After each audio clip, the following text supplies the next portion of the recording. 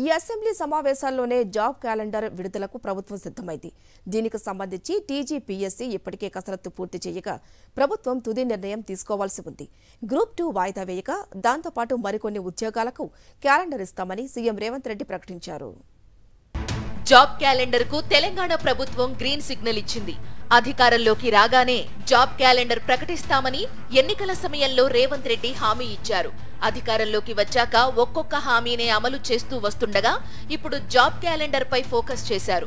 ఇప్పటికే డిఎస్సి, సింగరేణి, ఆర్టీసీలో ఉద్యోగాలకు సంబంధించి నోటిఫికేషన్లు ఇవ్వగా మరికొన్ని శాఖల ఖాళీలను భర్తీ చేయనుంది తెలంగాణ ప్రభుత్వం.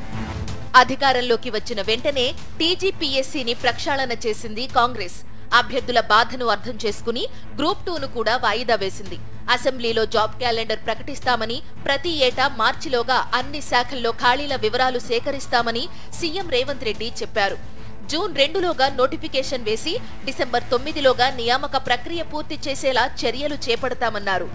గత ప్రభుత్వంలో ఉద్యోగ నోటిఫికేషన్లు లేకపోవడంతో నిరుద్యోగులు తీవ్ర అసంతృప్తితో ఉన్నారు. జాబ్ క్యాలెండర్ ప్రకటించడం ద్వారా వారిని తమ వైపు తిప్పుకోవచ్చని ప్రభుత్వ పెద్దలు భావిస్తున్నట్లు తెలుస్తోంది. దాంతో పాటు బీఆర్ఎస్, బీజేపీ నేతల నోళ్లు కూడా మూయించవచ్చని ఆలోచిస్తున్నట్లు సమాచారం.